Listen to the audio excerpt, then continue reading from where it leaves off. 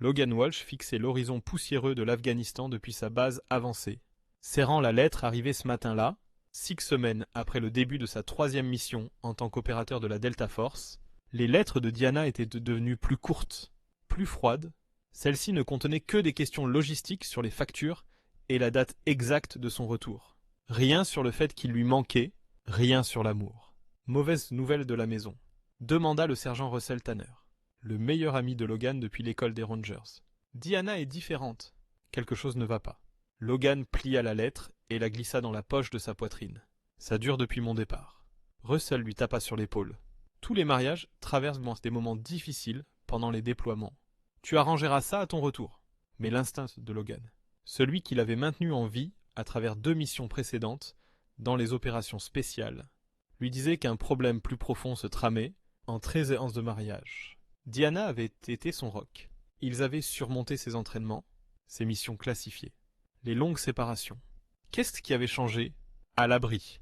L'alerte retentit quelques secondes avant que des tirs de mortier ne frappent à sa proximité, les obligeant à plonger pour se mettre à couvert. La mission passait en premier, les problèmes personnels attendraient. 3 mois plus tard, Logan rentra à Fort Bragg avec une Purple Heart et une blessure à la colonne vertébrale nécessitant 6 semaines de rééducation. Diana n'était pas à l'aérodrome pour l'accueillir.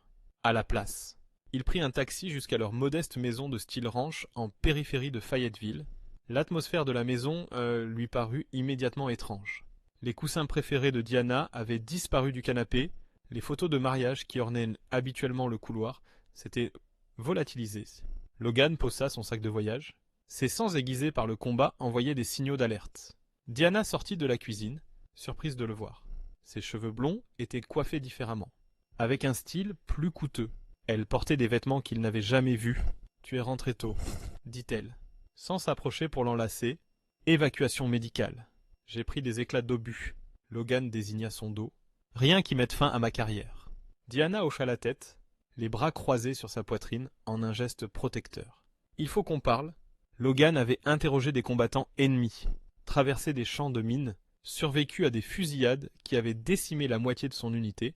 Rien de tout cela ne l'avait préparé à ce qui suivit. « Je veux divorcer », dit Diana, d'une voix monocorde. « J'ai rencontré quelqu'un de mieux, quelqu'un qui est vraiment là. » La douleur qui traversa Logan rendit ses blessures de combat insignifiantes. « Qui est-ce » ? Il s'appelle Braden Mercer. Il est contractant pour la défense. Il me comprend. Diana détourna le regard. Les papiers sont sur le comptoir. Je passe la nuit chez lui pour te laisser de l'espace. Après son départ, Logan trouva les documents de divorce. Diana voulait la maison, leurs économies et la garde exclusive de leurs jumeaux de 7 ans. Actuellement chez les parents de Diana, sa justification. Père absent en raison d'un service militaire volontaire, mode de vie instable, inadapté pour les enfants. Logan appela ses fils ce soir-là. Leurs voix enthousiastes dissipèrent momentanément le brouillard de la trahison. En raccrochant, son entraînement militaire reprit le dessus. Il avait été pris en embuscade, mais le combat n'était pas terminé. Logan Walsh n'avait jamais capitulé de sa vie. Le lendemain matin, il contacta Paul Garner, un ancien officier Jacques devenu avocat civil. Après avoir examiné les documents de divorce, Garner parut sombre. Elle a un requin comme avocat. Brad Reynolds gagne 90% de ses affaires. Et le juge a signé. Watkins favorise généralement les mères dans les batailles pour la garde. Je ne perdrai pas mes fils. Dites Logan. Garner se pencha vers lui. Qu'est-ce que vous faisiez exactement dans la Delta? Vos états de service. Plus d'encre noire que de texte.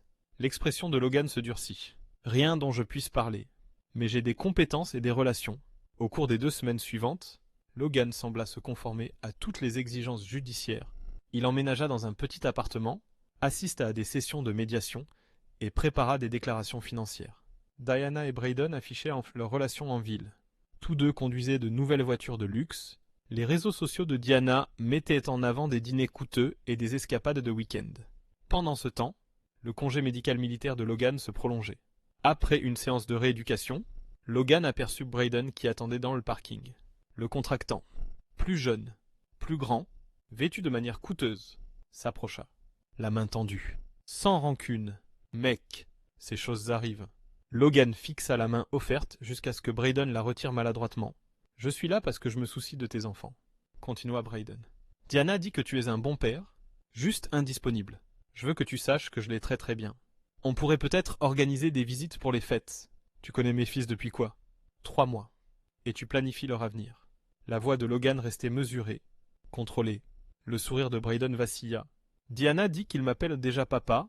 Logan bougea si vite que Brayden n'eut pas le temps de réagir. Il ne toucha pas l'homme, se contentant de se pencher assez près pour murmurer un conseil.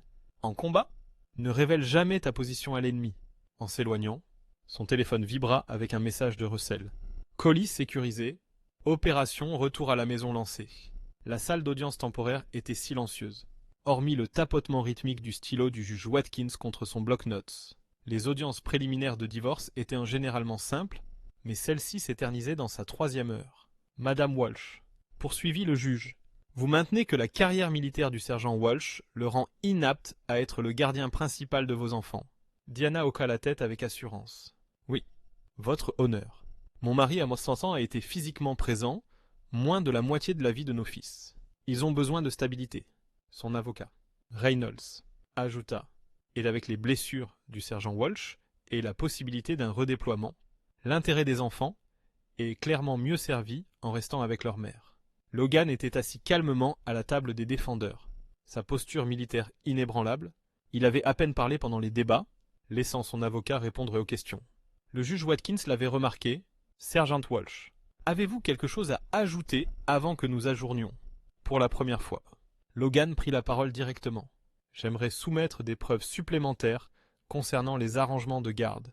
Votre honneur. Reynolds objecta immédiatement. Votre honneur. C'est irrégulier. Toutes les preuves auraient dû être soumises pendant la découverte. Ces informations ne m'ont été transmises que hier, répondit Logan calmement. Le juge soupira. Je l'autorise, mais cela doit être pertinent. Pertinent. Logan s'approcha du banc et plaça une enveloppe scellée devant le juge. Ceci contient des informations pertinentes pour la sécurité et la sûreté de mes enfants. Le juge Watkins ouvrit l'enveloppe, en sortit une feuille de papier et commença à lire. Son expression passa de l'agacement à la confusion, puis à l'alarme. Il leva les yeux brusquement. Évacuez la salle. Maintenant, Reynolds se leva. Votre honneur. Je protestai. Huissier. Sécurisez les portes, ordonna le juge. Personne ne sort. Alors que l'huissier verrouillait les portes de la salle d'audience, le juge décrocha son téléphone. Ici le juge Watkins, salle 3B. J'ai besoin de la police militaire immédiatement. Code de sécurité Alpha 75. L'assurance de Diana s'effondra. Logan? Qu'as-tu fait? Avant que Logan ne puisse répondre, les portes s'ouvrirent pour laisser entrer 4 officiers de la police militaire, menés par un colonel au visage sévère. Colonel Wright, division des enquêtes criminelles de l'armée des États-Unis. L'officier annonça. Monsieur Brayden Mercer. Veuillez vous lever. Depuis la galerie, Brayden se leva lentement. Le visage pâle. Il doit y avoir une erreur. Aucune erreur, répondit le colonel Wright. Vous êtes détenu pour suspicion d'espionnage contre le gouvernement des États-Unis. Alors que les MP menottèrent Brayden, Diana se précipita vers Logan. Qu'est-ce que c'est? Un complot de vengeance tordu. Madame Walsh, interrompit le colonel Wright. Vous devrez également venir avec nous pour un interrogatoire. C'est insensé, cria Diana alors qu'un autre MP s'approchait d'elle. Logan, dis-leur que c'est une erreur. Logan se leva une fin. Sa voix posée. Pas d'erreur. Diana, pendant que je me faisais tirer dessus en Afghanistan, ton petit ami vendait des renseignements militaires à des agents étrangers, des renseignements qui ont causé la mort de 3 de mes coéquipiers. Je ne savais pas, murmura Diana, le teint blême. C'est ce que nous déterminerons, dit le colonel Wright. Juge Watkins, nous devrons poursuivre ceci dans une installation sécurisée. Alors que Diana et Brayden étaient escortés, Logan resta en arrière avec son avocat et le juge. Sergent Walsh, dit gravement le juge Watkins. Je présume que vous avez des preuves au-delà de ce qui est dans ce document. Oui, votre honneur. Mon unité a traqué une fuite pendant des mois. Les informations pointaient vers un contractant de Meridian Defense, Brayden Mercer. Il utilisait des relations personnelles pour accéder à des informations auxquelles il n'aurait pas dû avoir accès. Et votre femme? Inconnue pour le moment. Logan répondit professionnellement. Mais elle avait accès à mes effets personnels, y compris un journal de mission codé que je tiens, conformément au protocole, à l'extérieur de la salle d'audience. Russell attendait près d'un véhicule militaire. Phase interminée, dit-il alors que Logan s'approchait. Tes garçons sont avec tes parents comme demandé. Logan hocha la tête et la surveillance tout enregistrée. Diana a accédé à ton coffre-fort 3 fois pendant ton déploiement. Nous ne savons pas encore si elle était une participante volontaire ou juste un pion. De toute façon, dit Logan, son expression se durcissant. Elle l'a choisi lui plutôt que moi. Plutôt que notre famille. Et maintenant, demanda Russell. Maintenant, nous attendons la fin de l'enquête de contre-espionnage. En attendant, j'ai des fils qui ont besoin de leur père. Le tribunal militaire se réunit à huis clos à Fort Bragg. Logan était assis dans la salle d'observation, regardant les débats à travers une vitre sans teint. Son uniforme de cérémonie semblait trop serré sur ses épaules, les médailles pesantes sur sa poitrine. Braden Mercer était assis à la table des accusés. Ce n'était plus l'arrogant briseur de ménage, mais un homme facing une peine à perpétuité pour espionnage. Les preuves étaient accablantes.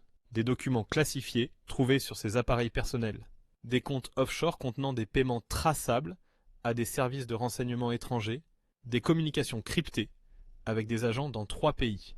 Diana avait été interrogée de manière approfondie, mais finalement blanchie de toute participation consciente à l'espionnage. Néanmoins, sa réputation était détruite. La communauté militaire, la seule qu'elle avait connue pendant 13 ans, lui avait tourné le dos. Les épouses qui avaient autrefois été ses amies traversaient désormais la rue pour l'éviter. Ses parents, tous 2 anciens militaires, pouvaient à peine la regarder dans les yeux. Après 6 semaines d'enquête et d'audience, Logan reçut un appel du colonel Wright. « C'est fini !» dit le colonel. Mercer a accepté un accord de plaidoyer. 25 ans en prison fédérale. Aucune possibilité de libération conditionnelle, d'autres dans son réseau. Nous avons identifié 4 autres contractants et 2 agents étrangers opérant aux États-Unis. Vos informations ont été cruciales, sergent. Logan raccrocha et se tourna vers Russell, qui avait été temporairement assigné comme son assistant pendant sa récupération médicale. Mercer est enfermé pour 25 ans. Russell hocha la tête, juste à temps pour l'audience de garde demain. Le lendemain matin, Logan arriva au tribunal pour trouver Diana attendant dehors. Seule, fini les vêtements de marque et les bijoux coûteux. Elle avait perdu du poids, et des cernes assombrissaient ses yeux. « Logan » dit-elle, s'avançant vers lui. « Pouvons-nous parler avant d'entrer » Il s'arrêta, maintenant une distance entre eux. Qu'y a-t-il encore à dire? J'ai fait une terrible erreur. Sa voix se brisa. Je ne savais pas qui était Braden. J'étais juste seul. J'avais peur que tu ne reviennes pas cette fois. S'il te plaît, pouvons-nous réessayer? Pour les garçons. Pendant un instant, Logan se souvint de la jeune femme qui l'avait soutenu pendant l'entraînement de base, qui avait attendu patiemment pendant son premier déploiement, qui avait donné naissance à leur fils pendant qu'il combattait à l'étranger. Puis il se rappela ces mots. J'ai rencontré quelqu'un de mieux. Non, dit Anna. Nous ne pouvons pas. Logan, s'il te plaît. Tu ne m'as pas seulement trahi, interrompit-il. La voix froide. Tu as trahi tout ce que je représente. Tout ce pourquoi je me bats. Les garçons ont besoin de leurs 2 parents, plaida-t-elle. Ils auront leurs 2 parents, mais pas sous le même toit. Dans la salle d'audience, le juge Sampson, remplaçant le juge Watkins récusé, examina les nouveaux dossiers de garde. L'avocat de Diana s'était retiré de l'affaire, la laissant avec un défenseur public surchargé de travail. Logan avait retenu Paul Garner, compte tenu des circonstances extraordinaires, annonça le juge Sampson. J'ai examiné cette affaire avec une attention particulière. Madame Walsh, bien que vous ayez été blanchie de tout acte criminel, votre jugement a été sérieusement remis en question. Vous avez exposé vos enfants à un individu aujourd'hui condamné pour espionnage contre les États-Unis. Diana fixait la table, des larmes silencieuses coulant sur ses joues. Sergent Walsh. Votre dossier de service est exemplaire. Vos officiers supérieurs parlent en termes élogieux de votre caractère et de votre dévouement. De plus, vous avez sécurisé des arrangements, appropriés pour la garde des enfants, pendant tout futur déploiement. Le juge referma le dossier par la présente. J'accorde la garde physique principale au sergent Logan Walsh, avec des visites supervisées pour Madame Walsh jusqu'à ce que le tribunal juge approprié de réexaminer l'arrangement. Diana Hocketa. Vous ne pouvez pas. Madame Walsh, avertit le juge. N'interrompez pas ce tribunal. Après l'audience, Logan marcha jusqu'à son camion où ses parents attendaient avec les jumeaux. Les garçons coururent vers lui. Enroulant leurs bras autour de ses jambes, Logan s'agenouilla, les serrant correctement dans ses bras, malgré la douleur dans son dos, en voie de guérison. On rentre à la maison maintenant? Papa, demanda Ethan, l'aîné des jumeaux, de 3 minutes. Oui, mais dans une nouvelle maison. J'ai acheté une maison près de grand-mère et grand-père. Et maman? Demanda Michael. Toujours le plus sensible, votre mère viendra vous voir. Mais vous vivrez avec moi maintenant. En s'éloignant, Logan aperçut Diana dans son rétroviseur, debout seule sur les marges du tribunal. Il ne ressentit aucune satisfaction face à ses larmes, aucun plaisir dans sa chute, seulement une résolution sombre, en guerre comme dans la vie. Il y avait des conséquences à la trahison. 3 mois plus tard, Logan retourna en service actif, son dos enfin guéri. Ses parents avaient emménagé dans la maison d'amis de sa nouvelle propriété pour aider avec les garçons pendant qu'il était à la base. Les visites supervisées de Diana avaient été augmentées à 2 fois par semaine, bien que les garçons peinaient encore à comprendre ce qui s'était passé. Le premier jour de son retour, Logan trouva Russell qui l'attendait devant le quartier général de l'unité. « J'ai des nouvelles. » Dites Russell. Diana a déposé un appel. Elle veut revoir l'arrangement de garde. Logan hocha la tête. Sans surprise. Quel essai? Tu n'es pas inquiet. Non. Logan consulta sa montre. J'ai une réunion avec le commandant. À l'intérieur, le colonel Wright l'accueillit avec une poignée de main. Bienvenue, Walsh. Comment va la vie civile? Prêt à en finir. Monsieur. Eh bien, j'ai quelque chose qui pourrait vous intéresser. Le colonel fit glisser un dossier sur le bureau, force opérationnelle spéciale pour le suivi des réseaux de renseignements étrangers. Déploiement de 6 mois. Début le mois prochain. Logan ouvrit le dossier. Europe de l'Est. Oui. Le même réseau avec lequel Mercer travaillait a des agents là-bas. Nous avons besoin de quelqu'un qui comprend cette affaire de l'intérieur. Et ma situation de garde, nous y avons pensé. Vos parents ont la garde temporaire pendant votre déploiement, et nous nous sommes assurés que le juge Sampson sache que cette mission concerne directement des questions de sécurité nationale qui ont affecté votre famille. Il a rejeté l'appel de Diana jusqu'à votre retour. Logan referma le dossier. J'en suis. En quittant le bâtiment du quartier général, son téléphone vibra avec un message d'un numéro inconnu. Ce n'est pas fini. Tu as ruiné ma vie. Je récupérerai mes garçons? D. Logan supprima le message sans répondre. Diana ne comprenait toujours pas à qui elle avait affaire. Elle avait choisi son camp. Il avait choisi le sien. Certaines trahisons ne pouvaient être pardonnées. Certains ponts ne pouvaient être reconstruits. Le lendemain, Diana arriva pour sa visite pour trouver Russell à la place de Logan. Où sont mes fils? Exigea-t-elle. Le sergent Walsh m'a demandé de vous informer que la visite d'aujourd'hui est annulée. Il ne peut pas faire ça. J'ai un droit ordonné par le tribunal. Russell lui tendit une enveloppe. Voici une copie de l'ordre de garde, modifiée signée par le juge Sampson ce matin. Votre ex-mari a été déployé pour une mission classifiée. Pendant cette période, toutes les demandes de visite doivent passer par ses parents. Comme c'est pratique, cracha Diana. Il disparaît à nouveau pendant que je me bats pour des miettes de temps avec mes propres enfants. Vous avez choisi un traître plutôt qu'un patriote, répondit Russell froidement. Les actions ont des conséquences. Madame Walsh. Alors que Russell s'éloignait, Diana cria après lui. Dites à Logan que cette croisade ne durera pas éternellement. Les garçons grandiront et feront leur propre choix. Russell se retourna. Il m'a déjà dit quoi répondre si vous disiez quelque chose comme ça. Il la fixa d'un regard dur. Il m'a dit de vous rappeler qu'il entraîne ses fils comme il entraîne ses hommes. À reconnaître et se souvenir de la trahison. À valoriser la loyauté avant tout. Et à ne jamais, jamais abandonner ce qui leur appartient. 6 mois plus tard, Logan revint de sa mission classifiée avec une distinction et des renseignements qui menèrent au démantèlement de l'ensemble du réseau d'espionnage. Les appels de Diana avaient été systématiquement rejetés. Ses parents avaient coupé leur soutien financier après avoir appris toute l'étendue de sa relation avec Braden.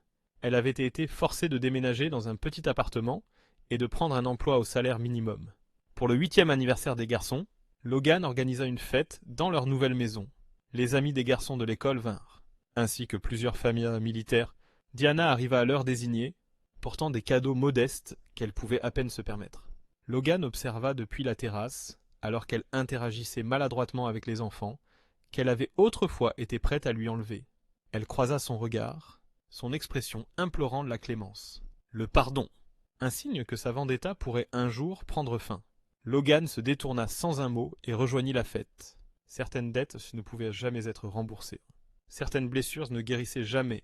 Et Logan Walsh n'oubliait jamais ceux qui avaient essayé de prendre ce qui était à lui. C'est ici que notre histoire s'achève.